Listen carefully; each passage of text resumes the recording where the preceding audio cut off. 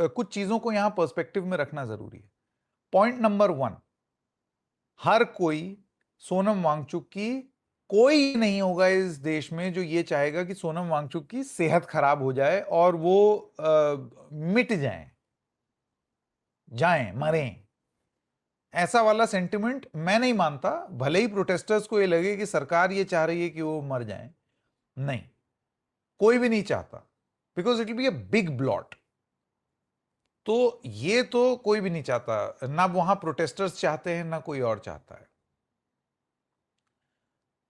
लेकिन फिर से एक बात पर मैं लौट रहा हूं जो शुरुआत में कही थी। यहां पर बात यह है और कॉन्वर्जेशन ये है कि क्या कॉन्फ्रंटेशन की जगह कॉन्वर्जेशन का प्रयोग भी होना चाहिए था। और यहां पर मैं जो लोग धरने पर बैठते हैं उनसे ज्यादा जिम्मेदारी सरकार की मानता हूं।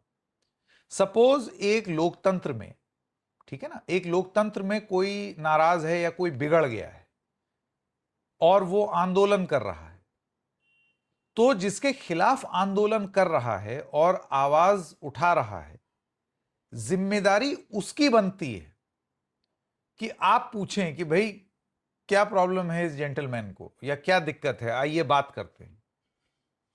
जब सीधी तरीके से बात नहीं बन रही है तो उसके बाद आप प्रोटेस्ट करते हैं, जोर जबरदस्ती से अपनी बात उठाने की कोशिश करते हैं। और फिर जब आप जोर जबरदस्ती से, मेरा शांतिपूर्ण तरीके से आप प्रदर्शन करते हैं, तो शांतिपूर्ण प्रदर्शन अपने आप में अपराध नहीं है, ये एक राइट है इस देश में। And there are various forms of protest. तो ऐसे में क्या पिछले 1 महीने से सरकार की तरफ से संवाद शून्यता, एकदम जीरो बातचीत, यह सबसे बड़ी विफलता रही है सरकार की। कमजोरी का प्रतीक है, ये ताकत का प्रतीक नहीं है। हमने आंदोलन करने दिया, थका दिया, ये कोई मैटर नहीं करता। आपने संवाद नहीं किया। जब आप देख रहे हैं कि आप उसको ऑनलाइन फैड बुला दीजिए, बदनाम कीजिए, जो भी कर रहे हैं आप, सरकारें करती हैं। लेकिन साइमल्टेनियसली आप ये भी जाने कि अगर कोई आंदोलन कर रहा है, उसको ऑनलाइन ऑफलाइन किसी भी तरीके से वो सपोर्ट बेस मिल रहा है, तो फिर बहुत जरूरी हो जाता है कि आप संवाद करें। तो सरकार की तरफ से संवाद की कमी बहुत क्लियरली यहां पर देखने को मिली। अभी भी सरकार संवाद नहीं कर रही है, कॉन्वर्जेशन में नहीं है with the protesters, and that is the worst thing that can happen. ये हो गई पहली बात कि संवाद करना चाहिए सरकार को।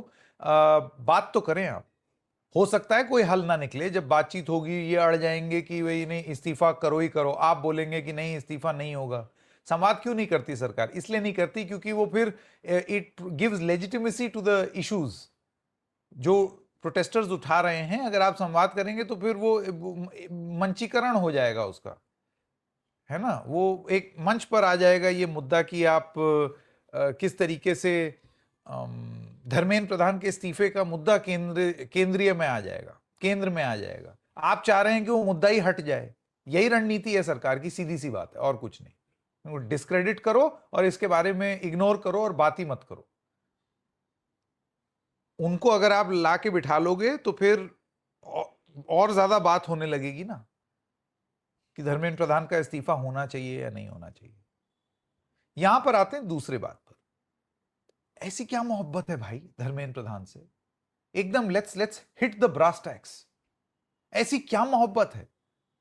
क्या यह बात सच नहीं है कि किसी भी पैमाने पर अगर आप एक मिनिस्टर की परफॉर्मेंस को जज करेंगे तो Dharmendra Pradhan has failed as the education minister of this country. वो एक विफल शिक्षा मंत्री साबित हुए हैं।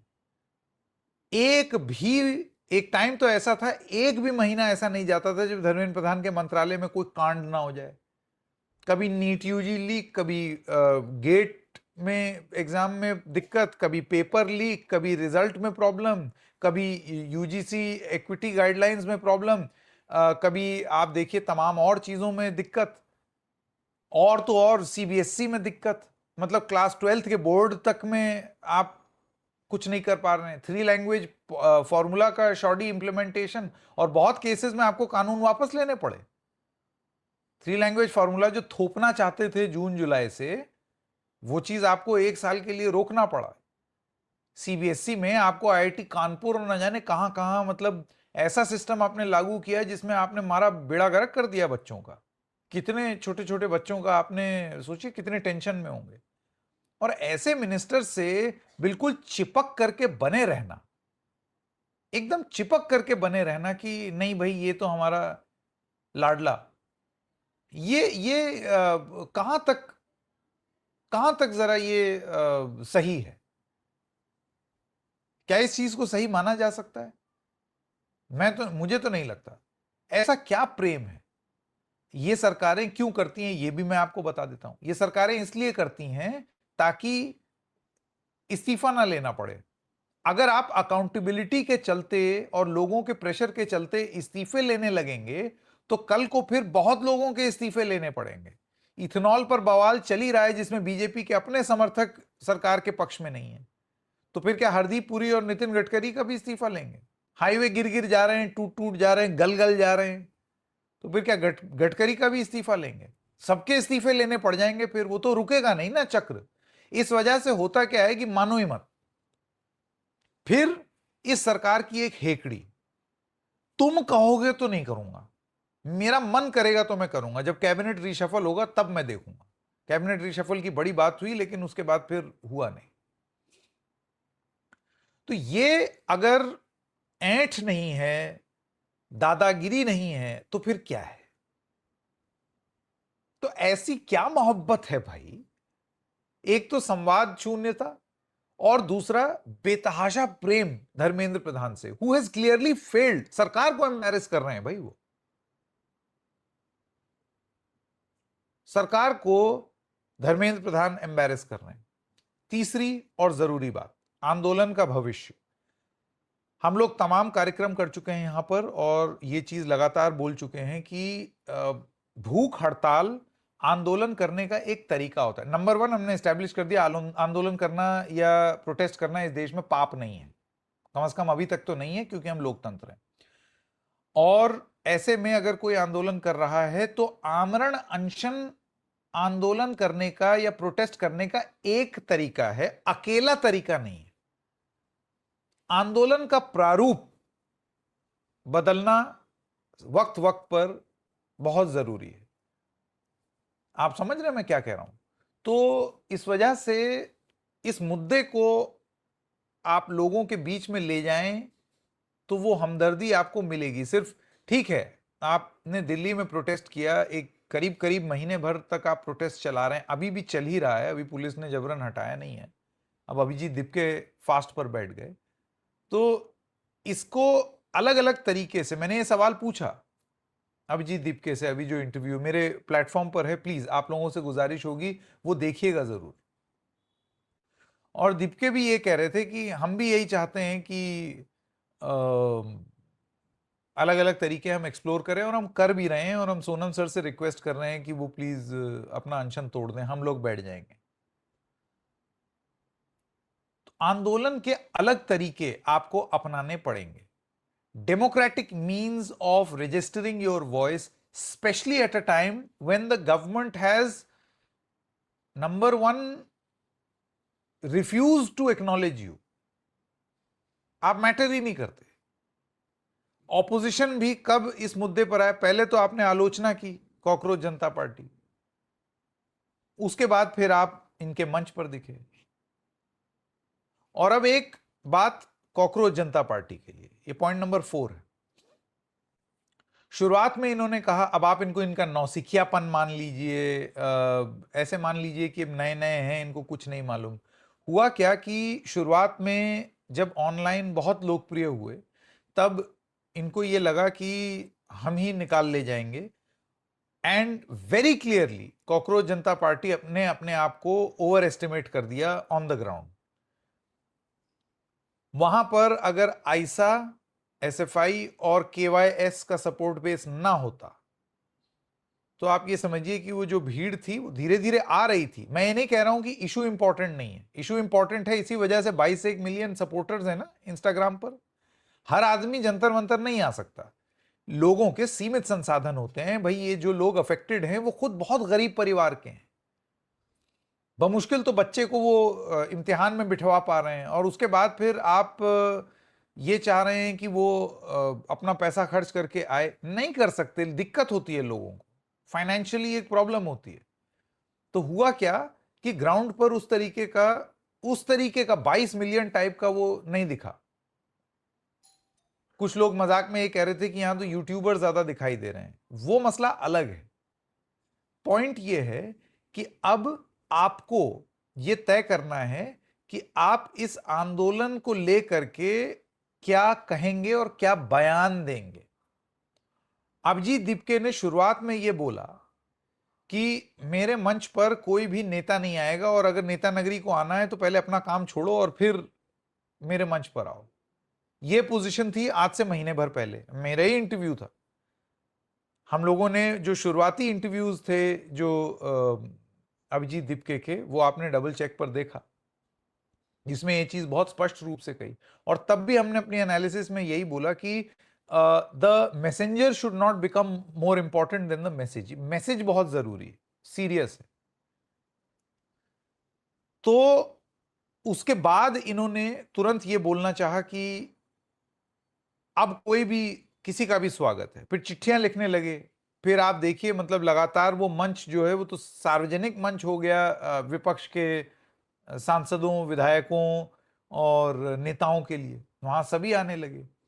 फ्रॉम सेइंग कि कोई भी पॉलिटिशियन नहीं आएगा टू कोई किसी का भी स्वागत है, ये एकदम यूं चेंज था। क्यों ये चेंज जरूरी हुआ, स्ट्रेटेजी में बदलाव, ये तो अभिजीत दीपके ही जवाब दे सकते हैं। जाते जाते, अभी इस एपिसोड में फिर एक आधा आपके सवाल ले लूंगा, जाते जाते मैं बस इतना कहना चाहता हूं, एक सबसे बड़ी उपलब्धि इस आंदोलन की ये हुई है, इस प्रोटेस्ट की ये हुई कि लेगेसी मीडिया, मैं उनको मेन स्ट्रीम मीडिया नहीं बोलता, legacy media, money stream media के जीरो समर्थन के बावजूद दिल्ली में रह करके एजुकेशन जैसे सेक्टर के मुद्दों को मुख्य धारा में लाने का काम इस प्रोटेस्ट ने किया है। इसको आप डिनाई नहीं कर सकते, बिल्कुल किया है। ये इस प्रोटेस्ट की अब तक की सबसे बड़ी उपलब्धि के रूप में देखा जाना चाहिए, where all opposition political parties including the Congress वो समर्थन में आ गए हैं। जहां पर धर्मेंद्र प्रधान के इस्तीफे के बारे में बात हो रही है, सोनम वांगचुक के बारे में, मतलब मैसेंजर और मैसेज दोनों कैरी हुए हैं आगे तक। आगे इसका क्या प्रारूप होगा, ये किस तरीके का रूट लेगा, कैसे ये शेप लेता है, वो बहुत इंटरेस्टिंग होगा देखने के लिए, बहुत ही ज्यादा इंटरेस्टिंग होगा। एक आधा आपका सवाल ले लेता हूं मैं, मैंने अपनी बात तो कह दी। कुछ अगर आपके क्वेश्चन हो जल्दी से, अगर आप एक आधा पूछें। Will opposition take up this issue in parliament, ये ओमकार जी का एक बहुत इंपॉर्टेंट क्वेश्चन आया है। ओमकार जी, मुझे ऐसे लगता है अब क्योंकि संसद शुरू होने से 20 तारीख को शुरू होना है और ये मार्च होनी है, अगर इन लोगों को अभिजीत दीपके को मार के भगा नहीं दिया जाता, जिस तरीके के आसार भाषा में तो दिल्ली पुलिस के बहुत साफ साफ लिखा हुआ है, तो अगर इस तरीके की चीजें होती हैं तो मैं नहीं जानता कि वो संसद मार्च कहां तक जाएगा। लेकिन ये है कि आप ये जान लीजिए कि अब इतने सारे जो सांसद आए हैं और ऑपोजिशन के लोग इनके मंच पर आए हैं, and it is so close to the parliament session, बहुत क्लियरली अगर वो नहीं बोलते हैं, इसके बारे में नहीं बात करते हैं, तो इससे बड़ी बेवकूफी और कुछ नहीं हो सकती। भाई चंद्रशेखर आजाद जो सांसद हैं नगीना उत्तर प्रदेश से, उन्होंने तो इस मंच से ही बोल दिया था कि 20 तारीख के बाद से मेरे कार्यकर्ता और मैं यहीं दिखूंगा। सांसद हैं तो संभवतः वो इसके बारे में बात करेंगे, वो तो ओपन सपोर्ट दे रहे हैं। समाजवादी पार्टी की डिंपल यादव ओपन सपोर्ट दे करके गई हैं, और भी सब तमाम लोग, महुआ मोइत्रा ओपन सपोर्ट दे के, हालांकि उनकी पार्टी टूट टाट गई, लेकिन फिर भी जितने भी बचे हैं सपोर्ट दे रहे हैं। ऐसे में संसद में ये मुद्दा उठना बहुत ऑब्वियस है, और मुझे लगता है कि ये उठेगा और विपक्ष के लोग इसको उठाएंगे। इसके बारे में बात करेंगे। चर्चा होगी या नहीं, इसको लेकर के सरकार गंभीरता से बात करेगी या नहीं, ये बहुत इंटरेस्टिंग होगा। या फिर बचते बचाते हुए धर्मेंद्र प्रधान निकलेंगे और सरकार फिर कुछ और ही मुद्दे पर बात करना चाहेगी। आप जानते हैं वो क्या होता है, वो कहते हैं कि हम किसी भी मुद्दे पर बात करने के लिए तैयार हैं, लेकिन ये कोई तरीका नहीं है। फिर होगा क्या, एजुकेशन सेक्टर पर एक डिबेट प्लान की जाएगी। हमने देख लिया ना, इतने सालों में एक ट्रेंड पता चल गया सरकार कैसे ऑपरेट करती है। किसी भी बड़े मुद्दे पर वो एकदम इम्प्रॉम्प्टू कॉन्वर्जेशंस नहीं पसंद करते। उनका ये होता है कि अब एक बाकायदा डिबेट का टाइम रखेंगे। डिबेट का टाइम रखा जाता है तो उसमें फिर अगर एजुकेशन पर बात शुरू करेगी सरकार, तो उसमें फिर वो तुरंत एजुकेशन में नेहरू एहरू तक पहुंच जाएंगे और वहां से क्या क्या चीजें गड़बड़ होनी शुरू हुई वो बताना शुरू करेंगे और फिर वो धीरे धीरे अपना बिल्डअप करेंगे। फिर वो यूपीए राज में ये हुआ, फिर इन्होंने ये किया, लेफ्ट लॉबी ने ऐसे किया, हमारा इतिहास बर्बाद किया और एंटी हिंदू और न जाने वो कुछ भी ला सकते हैं और हम ये कर रहे हैं। मतलब फोकस डाइल्यूट हो जाएगा, नीट पर बात नहीं होगी, नीट डिबेट नहीं रहेगी। और ये मैं आपको आप ये समझ लीजिए, अब तो 25 साल हो गए इस प्रोफेशन में, अब ये चीज बहुत मैं कॉन्फिडेंस के साथ कह सकता हूं कि अगर डिबेट की बात विपक्ष करता है संसद में और अगर सरकार डिबेट के लिए सपोज कीजिए, फर्ज कीजिए मानती है, तो वो नीट पर डिबेट नहीं होगी। वो डिबेट चली जाएगी एजुकेशन सेक्टर में कि कैसे पिछली सरकारों ने बड़ा गलत किया इस देश के साथ और अब हम सही कर रहे हैं। ये वो डिबेट हो जाएगी, which is not the debate this country needs. 12-13 साल आपकी सरकार को हो गए, अब क्या आप नेहरू वेहरू लेकर के पड़े हुए हैं भाई? अब की बात बताइए ना, अभी बताइए नीट पेपर क्यों लीक हो रहे हैं भाई? अगर एयरफोर्स से पेपर जाएंगे और पीएमओ निगरानी रखेंगे और अपने एयरपोर्ट पर रुक करके वो जब अपने दौरे से लौटेंगे तो बैठ करके मॉनिटरिंग करेंगे कि लोगों को दिक्कत ना हो, ये सब पीआर स्टंट बड़ा अच्छा लगता है, लेकिन ये एक टूटे हुए ब्रोकन सिस्टम की निशानी है।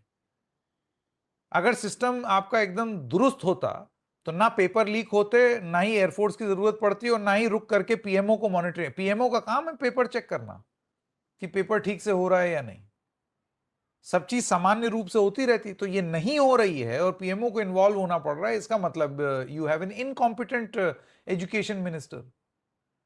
तो ये इस मुद्दे से बचने के लिए, इस सवाल से बचने के लिए, इस कॉन्वर्जेशन से बचने के लिए सरकार समूचे एजुकेशन सेक्टर पर बात करने लगेगी और ये बहुत ऑब्वियस है, हमने ये होते हुए देखा है। मैं एक सवाल और ले लेता हूं, उसके बाद फिर आगे बढ़ेंगे। किसी का भी एक सवाल हो? Thank you very much logical thinking Indian. Thank you Kunika ji. Kunika ji लगातार समर्थन करती रहती हैं हमारे मंच का और उन्होंने ये तारीफ दी है। Thank you very much Kunika ji हमारे साथ जुड़ने के लिए और ये मैसेज साझा करने के लिए। हालांकि यहाँ मकसद अपनी तारीफ बटोरना नहीं है, यहाँ पर मुद्दे की बात करना है और तथ्यात्मक रूप से बात करना है। खैर चलिए, तो मैं अब, हाँ एक सवाल और आया है। हाँ ये है, मेरा सवाल है, सरकार को अगर भूख हड़ताल खत्म करनी थी तो सरकार को बात करनी चाहिए थी, लेकिन सरकार ने जबरदस्ती से सब किया। क्या ये लोकतंत्र में रह रहे हैं? देखिए गुडमैन जी, जब ये वक्तव्य शुरू किया था, जब ये रिकॉर्डिंग शुरू की थी, तो बिल्कुल इसी चीज पर शुरू की थी। एक लोकतंत्र में चीजों को सही रखने के लिए, ये लोकतंत्र एक रेल की तरह है, ट्रेन, और ट्रेन पटरी पे चलती है और पटरियां दो सी की तरह होती हैं। एक होता है कॉन्फ्रंटेशन, सरकार से जहां आपको जाना है उनसे, मतलब अगर वो, भाई सरकार ही जो कुछ बोल रही है वो सही नहीं है ना, सवाल तो पूछेंगे, कोई चीज नहीं पसंद आएगी सरकार की, सवाल पूछेंगे, और अगर आप फिर भी अगर ठेलोगे कोई चीज तो फिर उस पर विरोध प्रदर्शन भी होगा। ये हम लोगों ने, हमारे देश ने कमाया है भाई, ये आजादी कमाई है। खुद बीजेपी ने प्रोटेस्ट किए हैं कितने सारे। तो प्रोटेस्ट करना, कॉन्फ्रंटेशन होना, कॉन्फ्रंटेशनलिस्ट होना अपराध नहीं है एक लोकतंत्र में। Confrontation is approach number 1, rail number 1। लेकिन दूसरी रेल है कॉन्वर्जेशन। जितना जरूरी कॉन्फ्रंटेशन है, अगर आपकी बात नहीं मानी जा रही है तो अपनी बात आपको रखने के लिए, उतनी ही जरूरी है कि बात भी करें। और ये कॉन्वर्जेशन का दरवाजा दोनों तरफ से खुला होना चाहिए, जिसके खिलाफ विरोध हो रहा है उसकी तरफ से भी और जो विरोध कर रहा है उसकी तरफ से। आप ये बोलें कि मैं विरोध कर रहा हूं और मैं बात भी नहीं करूंगा, ये भी गलत है। और जो सत्ता में बैठा है, साहिब मसनद है, वो ये बोल दें कि मैं जो फैसला ले रहा हूं वो एकदम सही है, तुम करते रहो विरोध, मैं बात नहीं करूंगा, ये भी गलत है। तो कॉन्फ्रंटेशन भी जरूरी है, कॉन्वर्जेशन भी जरूरी है। तभी लोकतंत्र की रेल, जो रेलगाड़ी है, वो कॉन्वर्जेशन और कॉन्फ्रंटेशन की इन पटरियों पर दौड़ेगी, नहीं तो नहीं दौड़ेगी, डेमोक्रेसी डीरेल हो जाएगी। कुछ इसी तरीके की चीज हम होते हुए वक्त वक्त पर देखते हैं। इस प्रोटेस्ट के शुरुआत से लेकर के अंत तक एक कॉन्वर्जेशन नहीं हुई है सरकार के साथ, एक कॉन्वर्जेशन भी नहीं हुई है। और मैं इसको गवर्नमेंट की वीकनेस मानता हूं। भूख हड़ताल के केस में भी गुडमैन जी, जैसे शुरुआत में हम लोगों ने बोला कि इस सरकार ने जब ये बैठे तो अप्रोच करना चाहिए था। भाई, बड़ा इंसान बड़ा इसलिए बनता है क्योंकि वो बड़प्पन दिखाता है, इसलिए नहीं कि उसका छोटा दिल हो कि आप बात ही ना करें। संवाद शून्यता से आप बड़े कभी नहीं बनेंगे जीवन में। तो वो मतलब आप ये सोचिए कि ओनस शिफ्ट हो जाता। अगर सपोज आप संवाद करते और उसके बाद भी सोनम वांगचुक नहीं मानते, तो आप बोल देते कि देखिए हम लोगों ने तो बात करना चाहा, हम लोगों ने ये देना चाहा, वो नहीं माने, अब हम क्या करें। आपने वो स्कोप भी नहीं रखा, and that is not good. फिर आपने जबरदस्ती करनी चाहिए।